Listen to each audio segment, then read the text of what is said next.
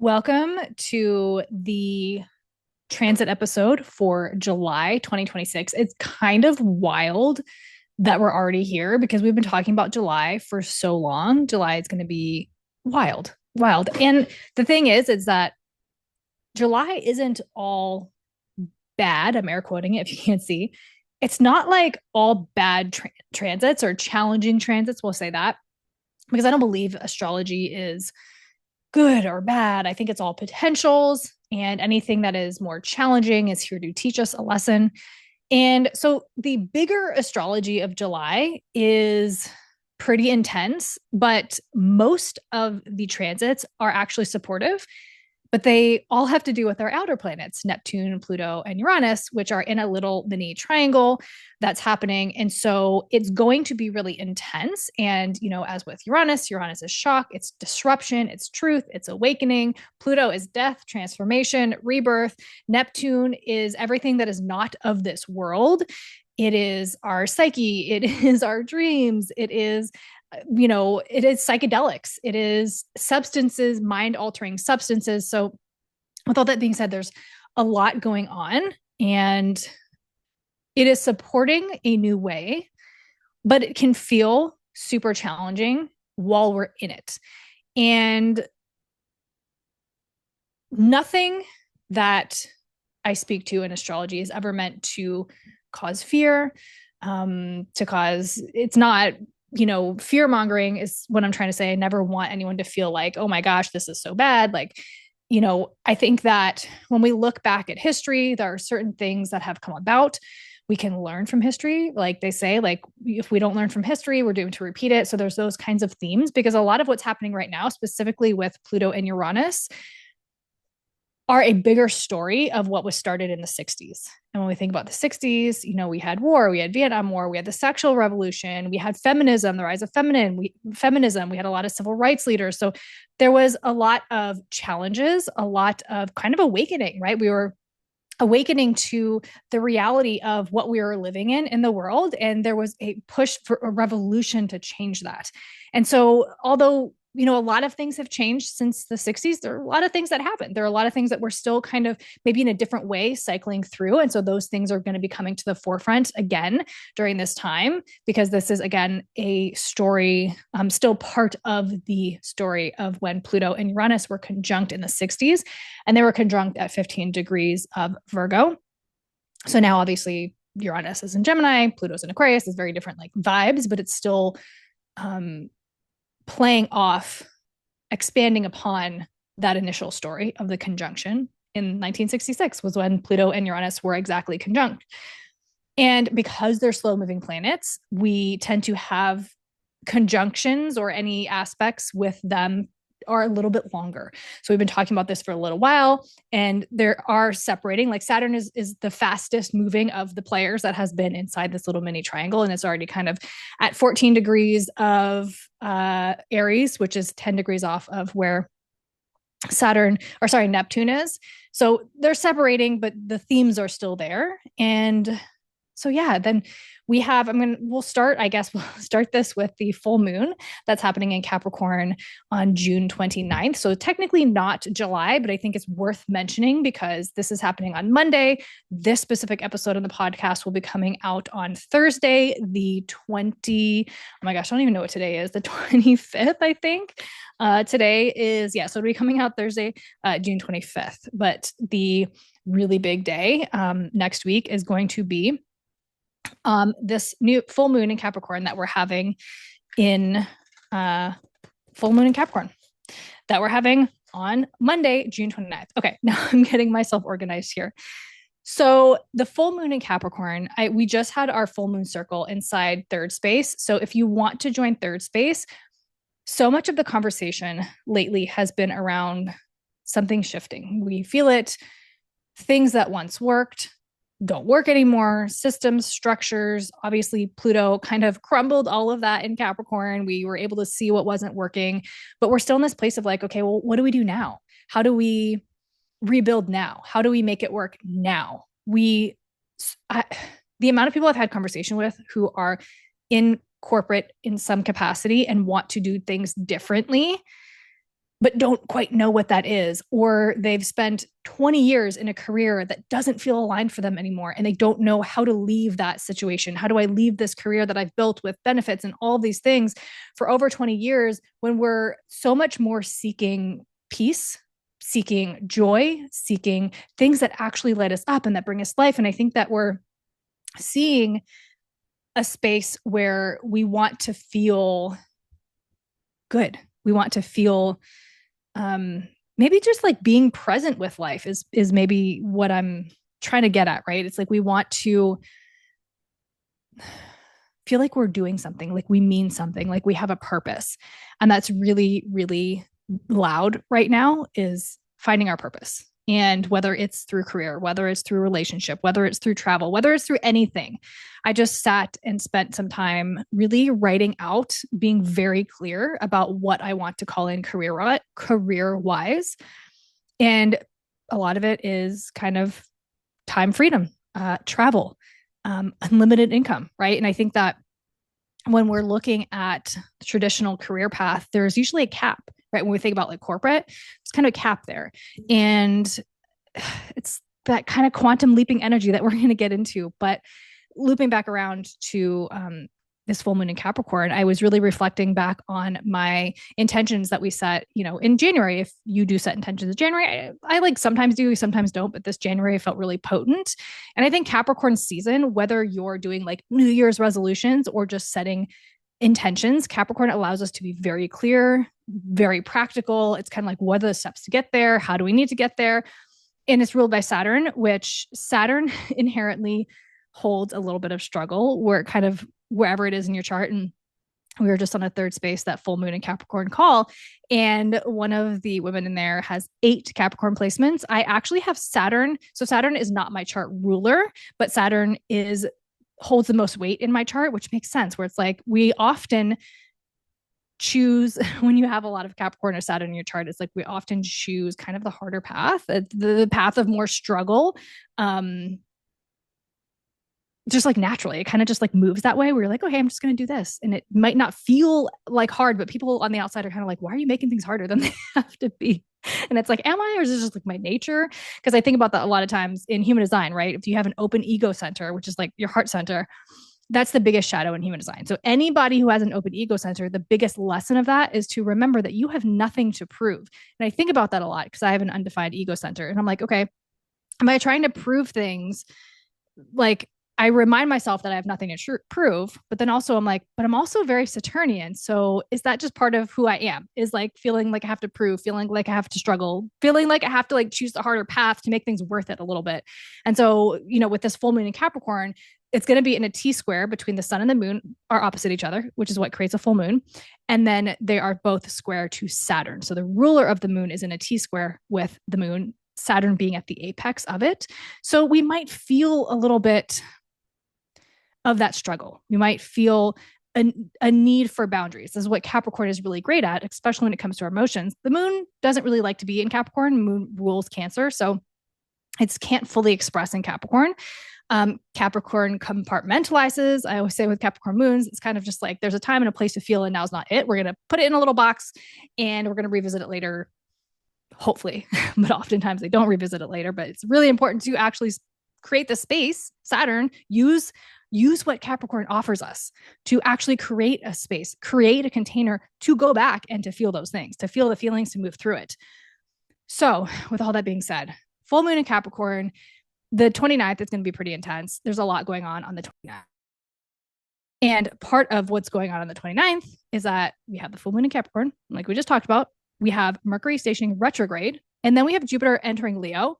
So Jupiter enters Leo actually at 12:52 a.m. Central Standard Time on the 30th. So depending on your time zone, it will be on the 29th or it'll be on the 30th. Either way, it's really close with this full moon. And so this is like, we did a really beautiful drop-in inside the full moon circle. And it was really bringing us through the skeletal structure of the body, through the bones, through the water that's in the system, and then into the heart, where Leo and Jupiter are going to expand. So it's like we have this structure that's holding us. And Jupiter and Leo is like, okay, I see the structure. I know that it's there. It's solid. It's secure. Like for most of us, hopefully, or, we don't really have to think about the skeletal structure that's holding our body in place. It just does it, right? So it's like, okay, so I have full faith and I trust that my body will hold the container, will hold the structure, so I can expand, I can move past it, I can grow past it. And so that's kind of the beauty of Jupiter and Leo. I'm really excited for Jupiter and Leo as a Leo rising. I'm really excited for that.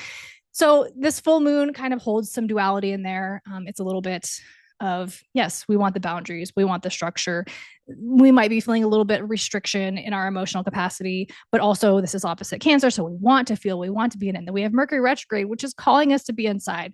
It's not calling us for action, but it's calling us to communicate through the body, but to be with it. So noticing the patterns that are coming up around childhood narratives, the stories that you took on to believe were your own. And then we have Jupiter moving into Leo, which is really, really, really going to expand our heart, expand our warmth, expand our generosity. Of course, Jupiter expands anything it touches, be it the light or the shadow of its respective sign. So the shadow of Leo could be really being self-obsessed, right? Being overly dramatic. And so just like being aware of that. So, okay, that is happening in June, but now we want to look at July. So July kind of starts off with a bang. We start July off. July 4th is going to be a pretty potent day. So we have Mars conjunct Uranus in Gemini at 1:07 a.m. Central Standard Time. So for some of us, that's going to be Friday the 3rd. Some of us, it's going to be Friday the 4th. And this is disruptive. Again, this is one of those transits that I never want to go down the doom and gloom path or to make people afraid, but it is Mars and Uranus. Uranus is shock, it's truth, it's awakening, it's disruption. Mars is our drive, it's action, it's assertion, it's sort of that warrior type energy. So being in Gemini, this is communication, disruption with communication. We also have Mercury retrograde right now, so remember that too. But this is disruption in communication. Whether it's social media goes down, whether we have internet outages, power outages, there could be something that is disrupting us. It could be making us feel maybe like explosive, like we're just bleh, like we want to like word vomit our truth, and we're just like being very expressive. What's the word? I'm like, not blatantly, boldly, brashly, or just kind of comes across blunt. Maybe that's the word I'm looking for. Very loud and shockingly. So that is happening. 7:44 p.m. Mars is going to be sextile to Neptune because, again, we're in this little mini triangle here. And Neptune is delusion. It's confusion. It's not quite seeing things clearly, but it is an Aries. So it is sort of that spiritual warrior type energy. It's like, what are we fighting for? Right? So yeah, like what are we fighting for? What is happening? And then on the 6th, we have, I want to make sure I'm not missing anything. Okay. On the 6th, we have the sun is square to Saturn. So again, Saturn is restriction. Saturn is boundaries. Saturn is a little bit of choosing that harder path, and it's in Aries. This is I am. Saturn cannot fully express in Aries, so it's already a little bit muted here. So this could be some internal struggles around like who we are, who we present as, and Cancer, right? These are both these are cardinal signs, Cancer and Aries. So there is some initiation, but it's like, where are we maybe struggling to initiate? What do we want to initiate?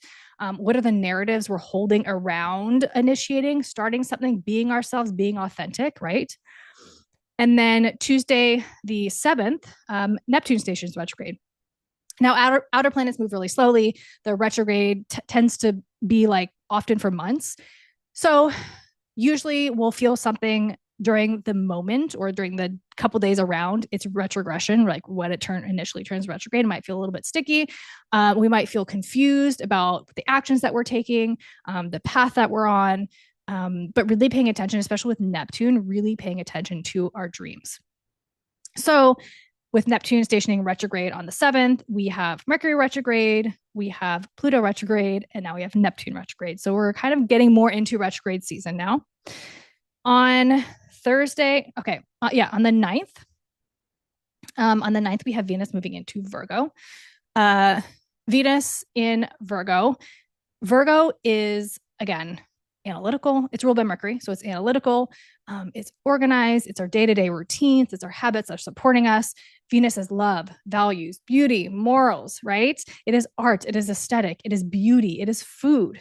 Virgo rules the stomach. So this really could be about a lot about food. As far as like nurturing yourself, what supports you, what feels really good, what feels really nurturing in your body, and trying to incorporate more of that in your day to day.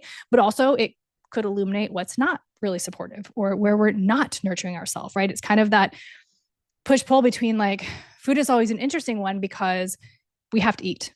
If, for a lot of other addictions or escapist tendencies that we have, we can avoid the thing, right? Like we can avoid the bar. We can not go on porn sites if that's our thing. We can not, like, whatever it is, we can read a book instead of turning on the TV, whatever it is, but we have to eat. And so the challenge with food, and I'm actually reading the book, I think it's called Food, Love, and God, but it's so good. It's about our patterns with food and love and how they kind of mirror each other. And the way that we are with food is typically the way that we are in love, whether it's overindulgences or binging or starving ourselves or whatever. It's there is a correlation there, and it's a really beautiful book. I'm not going to try and speak more to it, but these could be things that might be coming up with Venus and Virgo, right? On Friday the 10th, we have Venus in Virgo trine Chiron in Taurus. So again, Chiron in Taurus is really bringing up our wounds, but it's offering us an opportunity to heal around our resources, around the material, around food, around relationship, around loves, around all those things, around money, right? And so trines are supportive. They're harmonious. They're more flowing. They're easier. So again, Venus and Virgo, these are both earth signs. So this could be very much about, I just keep coming back to food, right? Like what's nurturing us, what's healing us, what is helping us. I feel like I've had so much recently come up around nourishing my body, listening to my body, being in my body. So this is so much like really coming in to your body and healing your relationship with your body, healing your relationship in whatever way that looks like, right? Like creating habits that will help us heal in that dynamic, in that relationship with our body. We also have Venus opposite the North Node, which is then conjunct the South Node. So again, we're just like really highlighting our purpose, our collective purpose and direction. And then we have, just making sure I'm not missing anything here. Okay. On July 12th, we have our Cazimi. So this is when the Sun and Mercury are conjunct in the sky. They're going to be at 20 degrees, 42 minutes of Cancer. So typically in a Mercury retrograde cycle, whenever we have this Cazimi, when the Sun and Mercury are conjunct in the sky, it brings about a little bit more clarity. It kind of gives us a pocket of time where we might feel more clear on whatever it is that we've been moving through. So really kind of like leaning into that and working with that. If you journal, I have the Mercury retrograde workbook that I created, so you can get it down in the show notes. And it really brings you through the pre-retrograde, retrograde, post-retrograde. But what I love about the workbook and why I created it is that as we navigate Mercury retrogrades, it's a great time to reflect, right? We're revisiting, we're revising, we're reviewing, we're reassessing, we're reflecting all these words.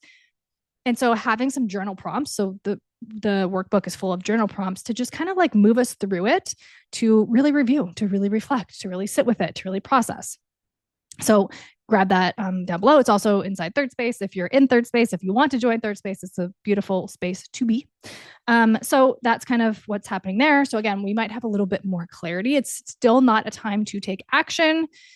It is still a time to process, to be in the waters of our emotions and our body, and to really be listening and communicating that way. And then on Monday the 13th, we have another challenging aspect. So Venus is going to be square to Chiron, or sorry, not Chiron. Venus is square to Uranus. So Venus in Virgo is square to Uranus in Gemini.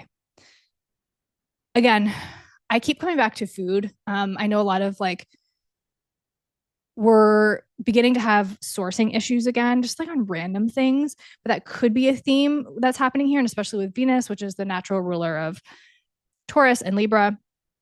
But again, in Virgo, this is really practical. This could be disrupting our routine, disrupting our day to day somehow. There's some communication, and again, Mercury retrograde, miscommunication, right? But like some theme around that could be disrupting, bringing truth, awakening us, shocking us to something in our day to day that is not serving us, that is not working. And then we have, okay, our full moon, new moon. New moon on July 14th at 4:43 a.m. at 29 degrees of Cancer. We are 21 degrees, 59 minutes of Cancer. So new moons are times to set intentions. They are times to plant the seed. So if you're tracking the moon, if you do track the moon, this full moon in Capricorn is a great time. One of the prompts that we went through inside the circle was really to get very clear on what you're manifesting. And so if we get really clear and full moons illuminate, we can see what we want to make space for, what we need to let go of, what we need to clear the space for. So then with this new moon, we're planting the seed. Again, still Mercury retrograde. So planting the seed, we might be feeling super emotional because this is where the moon loves to be. And there's a lot that might be creating intensity anyway. But really like coming into that and identifying the patterns that are holding us back, the patterns that are having us self-sabotage. Because Mercury in retrograde is asking, like, what is the quality of my life? And it's going to be bringing up those emotional patterns and habits that may not be supporting us. So that's happening on the 14th. It is also happening in gate 62 in human design. This is the gate of details. This is, where is it?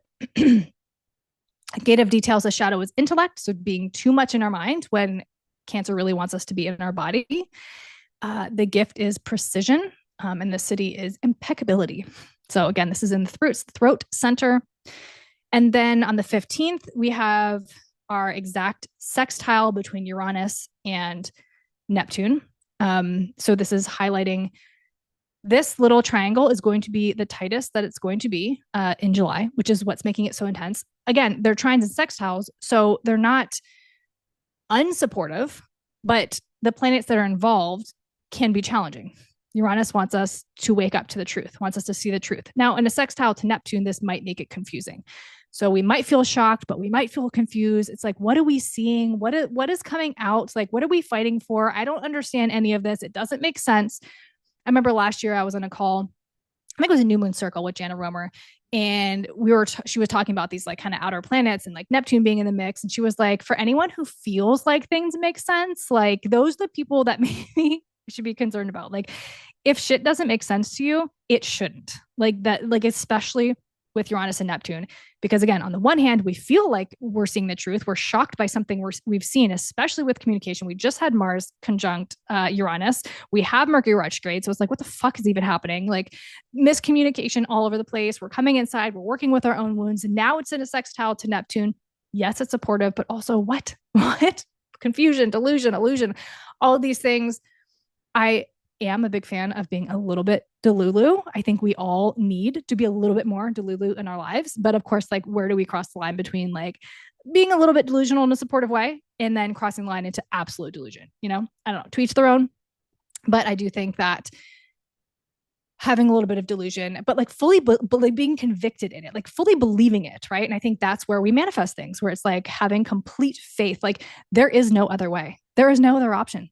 This will come to pass. This is waiting for me. I am this person, right? Like that kind of delusion, I think is what we need. Okay, so that is happening on the 15th. And then on the 17th, now we have Uranus in its exact trine to Pluto at 4 degrees. Now, mind you, all of these planets are at 4 degrees, which is just noting 4 degrees. If you have anything around 4 degrees of Aquarius, Gemini, Aries. So again, this trine between Pluto and Uranus is still the unfolding of the story that began in the 60s. So 1966, they were exactly conjunct at 15 degrees of Virgo. So then we had a sextile and a square, and now we're in a trine. So it is still part of this story that's unfolding. again, revolution. We're waking up to something. Again, this is more supportive, but it doesn't make it easier because it's still Uranus and it's still Pluto, right? I think I've said that many times in this episode. But revolution, sexual revolution, the rise of feminism. And I believe that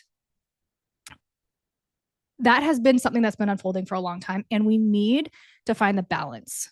Because even when we look back to like Lemuria, Atlantis, like Lemuria was like a matriarchy where it was like so in the feminine and so all of that, and that didn't work. And then we had Atlantis, which was like the complete opposite of it, right? And that was just like all the masculine energy, and that didn't work, right? So it's like we have to find this balance between the masculine and the feminine. So it's like, yes, it's a rise of feminism because I think we need more of the feminine. We need to embrace the feminine. We need to embrace the flow.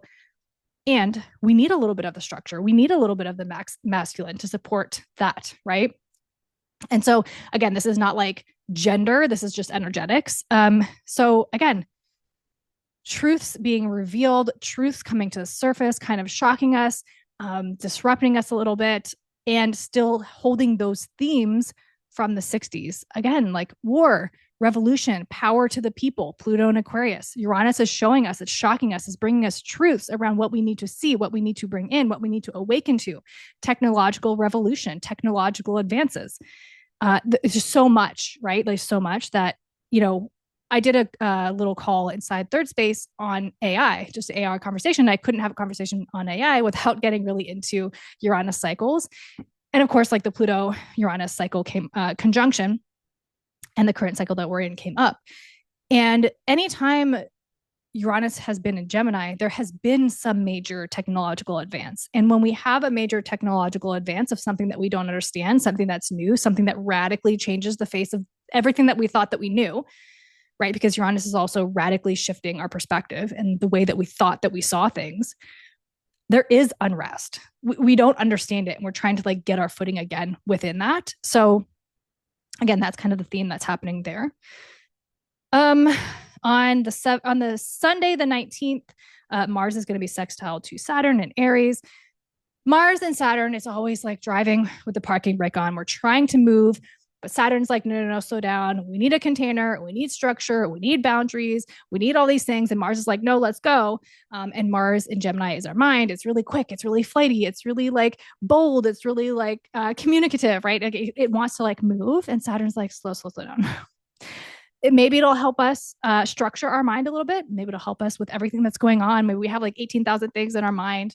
And Saturn's like, let's make this make sense. Let's let this land for a minute before we decide what we're going to move on. And then the 20th, we have Jupiter trine to Neptune in Aries. So, and it's also opposite Pluto. So again, playing into this little triangle, activating this little triangle that we have going on. Again, trines are supportive.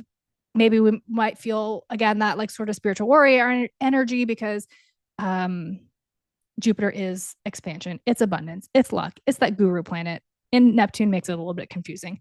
Opposite to Pluto, this could be challenging. This could be expanding on those sort of power dynamics, control. It could be expanding on the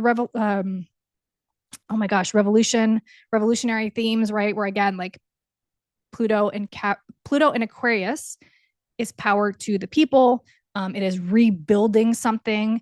And so Jupiter might be expanding on that. And then it's going to be sextile to Uranus on the 21st. So again, shock, truth, disruption, revolution, freedom, technological innovations. This one I can see being like maybe something really crazy comes out when it comes to like tech and AI or healing or something. And I will say so much about this month.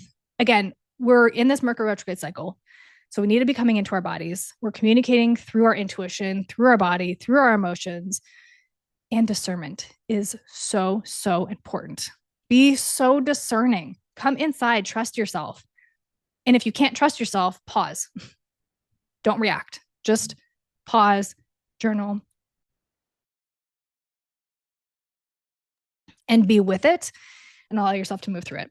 And so then the 23rd, the sun comes into a square with Chiron in Taurus, sorry.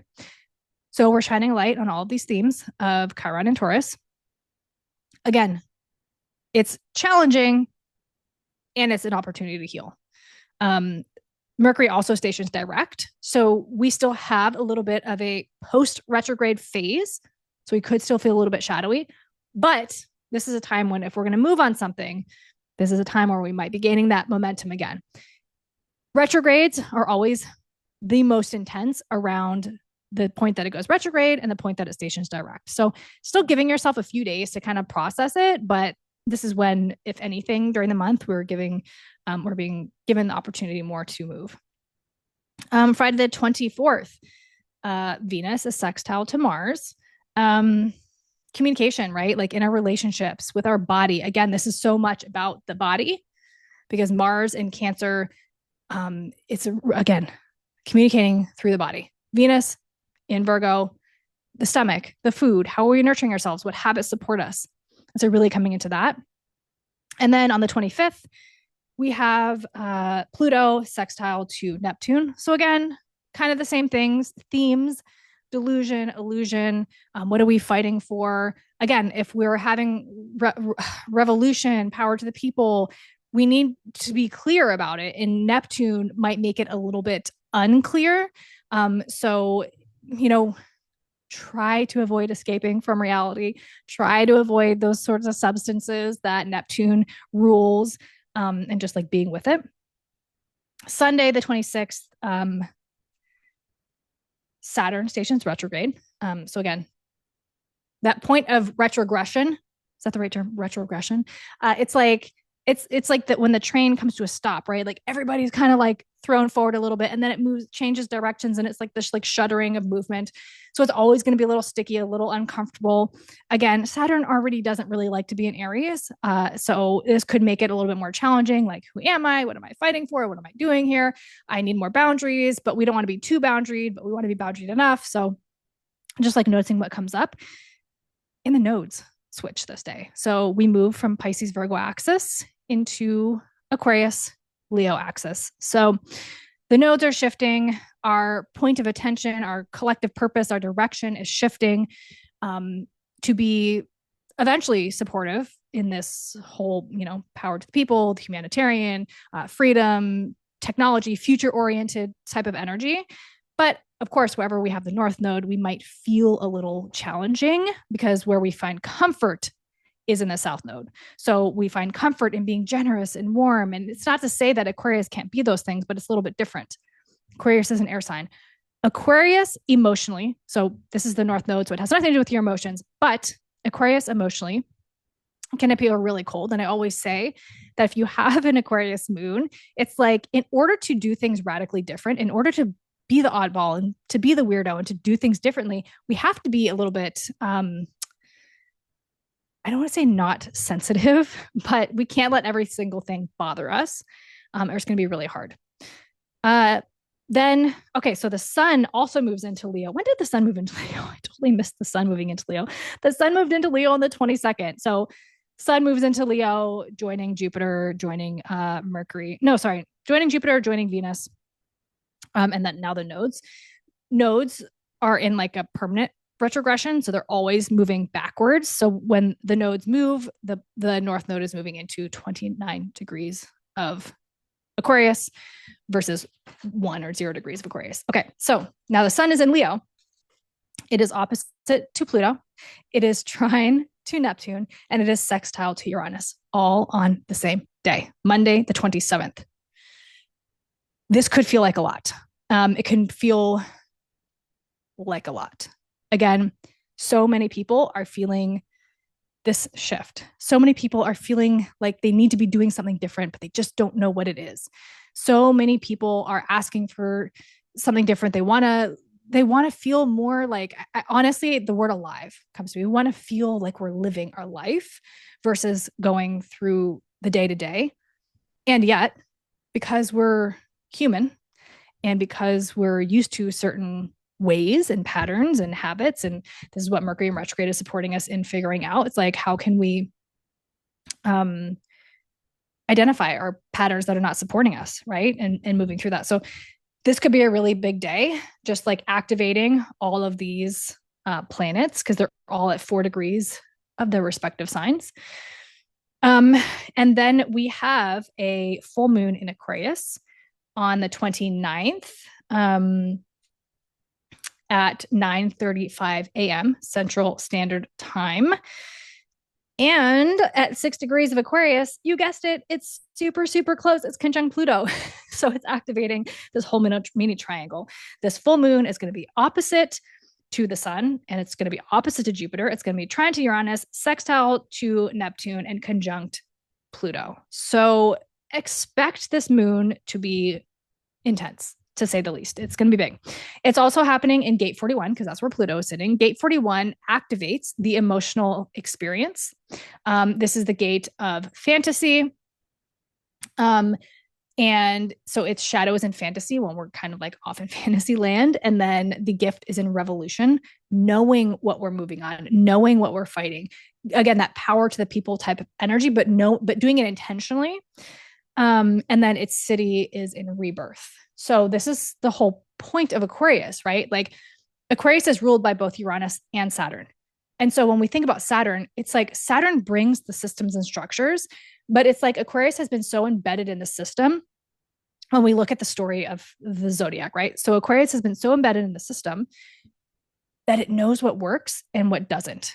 It sees what will support people because it's always going to be for the people. That's the point of Aquarius. It's future oriented, future thinking. We can even look at like, oh my gosh, like not time machines, but timeline jumping or time travel. That's the word I'm looking for. Like time travel is held within Aquarius. So we're always looking towards the future, but we're always looking for what's best for everyone.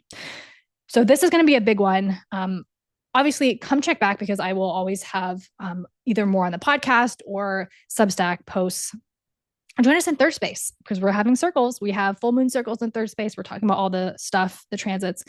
And so again, with that full moon, the sun is going to be conjunct Jupiter and Leo, which is so expansive and so beautiful. But we also have all this other stuff going on. And that's really it. I say that's really it, but that's a lot. July is a lot. Some of the themes that we actually wrote down and we talked about during our our 2026 astrology forecast that happened in, we released the episode in January. I like took notes as we were going through that so that I can come back and reflect. But what came up was leadership audits. Values must be functional, right? Venus in Virgo, like it has to make sense. Awakening, mass awakening, no longer shrinking, which is huge, and living truth in a louder way. So this is so powerful for July. Being authentic, being in your truth, being rooted in that. Yeah, I really love that, mass awakening, really being aligned with our values. It's so important right now. And one of the things that I was journaling on, again, like what I really wanted to call in, what I was looking for, I'll say career-wise or work-wise, time, freedom, travel, growth, always, always, always. And, I have been in and out of network marketing for years. There's always been some shadow around network marketing because I think that's just the name of the game. There are always people who have given it a bad reputation. But I do believe that when done right, it is so supportive of so many people's dreams and goals and visions of what they want for their career. Yes, you have to show up. Yes, you have to network. I mean, that's part of it, network marketing. And I do think that the structure of network marketing is very Aquarian. And I will never, this has always been my thing. So I have gate 26 activated in human design. Gate 26 without gate 44. It's like there's an energy of knowing that you can sell to everyone, but not wanting to be like the car salesman, right? And I think that is what so many people hesitate with or that holds them back in network marketing. But it truly holds the capacity for so much of what we're seeking, right? I don't know. It's something that I've really been sitting with and thinking about. I was moving through some shadows last week and I was like, okay, I have like multiple trips. If travel stays all good, over the next few months, I have multiple trips. And I was like, all right, I really want to get out of the lack mindset when it comes to money. It's definitely a story I took on from childhood. And so I'm just like moving through it, working through it. I was like, how can I make extra money for my trips? And I was like, Rochelle, you have like all of these outlets that you can access. And for me, um, it's always been about connection. I don't want to like sell people. And the thing is, like, I will also never sell anything that I don't use and love. But when I first started network marketing, it was so much about the product. And now I see it as such a beautiful way to like resource each other, to support each other. That was like always what blew my mind inside like the back end, I guess, of network marketing was the community. Yes, it is also what you put into it, but there's so much support on the back end for personal development, personal growth. Because if you're an entrepreneur in any respect, like the entrepreneurial journey is personal growth on crack. You have to be held accountable at every step of the way. You have to face your shadows at every step of the way. You have to face uncertainty every step of the way. Like it's so much. And so I just think it's a beautiful way to support. Like everybody talks about like shop local, support local. And it's like, okay, you have, I mean, I'll use myself as an example, I guess, but like working single mom, why wouldn't you support a friend, somebody you follow, somebody you trust, somebody you value, me or anyone else, right? For things that products that you're like already using every single day, right? So anyway, I'm gonna get off my soapbox. It's just like some things that I've really been contemplating and thinking about when it comes to my career path and showing up authentically and the outlets that I have for passive income to make revenue, that like unlimited cap. Because or that is contradictory. The unlimited income is what I'm looking for, not cap. But yeah, the unlimited income potential, like it's there and it's possible. So anyway, my door is always open if you want to have a conversation. If you want to talk about either Healy, Monate, Obsessed, and use both of them. I got my hair cut for the first time in years. Like I hadn't got it cut in like years. So I took off like 3 inches, which actually feels really nice. My hair feels so much healthier now. And when she was blow drying my hair, she was like pulling out these, you can't see it because Zoom has, if you're on YouTube, Zoom has a thing. But anyway, there's like 5 inches, right, of like just what I thought was breakage. And she was like, you have so much new growth here. And I was like, no, I don't know why my hair's just been like breaking. She was like, no, this is not breakage. This is new growth. And I was like, oh my gosh. So she was like, what shampoo do you use? And I told her, she was like, yeah, that stuff is so good for thickening, for growth. She's like, once all of this new growth like reaches like your length, like your hair is going to be so much thicker. And the thing too is like when you look at people on social media who have just like beautiful, thick, full hair, they've been using these products for like 5+ years. So that all that new growth that comes in has like made its way to the ends. But I did have a moment where I was like, does this product even work? Like, I literally thought my hair was breaking. I was like, oh no. And so it was just like the confirmation, I guess, from like a hair professional that I was like, oh, this shit actually really works. And I can really, like, I knew my hair felt better. But just to see like all that, I was like, wow, that's crazy. Anyway, July is a lot. I will be back to talk more about it throughout the month. So grab the Mercury retrograde workbook, do the journal prompts as you are feeling into it, as things are coming up. If you're feeling emotional, if you need to like be grounded, join Third Space. Third Space is here to support us. We have calls going in July. We're probably just going to do some random ones. I don't know when our next coffee chat is. Jesse is traveling. I'm traveling mid-July, so we might not have another coffee chat until April. Sorry, not April. We might not have another coffee chat until August. But join us. It's such a beautiful space, such a beautiful container. Reach out to me, have a conversation if you want to chat about anything, share anything. You can find me at rochelle.christiane, ROCHELLE.CHRISTIANE, anywhere that you are. So TikTok, Instagram, website, YouTube, Substack, it's all Rochelle Christiane. Send me an email. if you want a reading during this, Destiny Readings is my new offering. It's really focusing on the current transits, your natal Pluto, your natal nodes, and the cross of life and human design, which is your sun, earth, and your north and south nodes. We're really diving into that to support you in understanding like what's happening, how you might be impacting, how it might be impacting you, like what's going on in life, because there has definitely been a consistent theme in everybody I've been talking to lately around things that are happening in their chart. So I'm going to leave it at that. I will talk to you next week. Thank you so much for listening.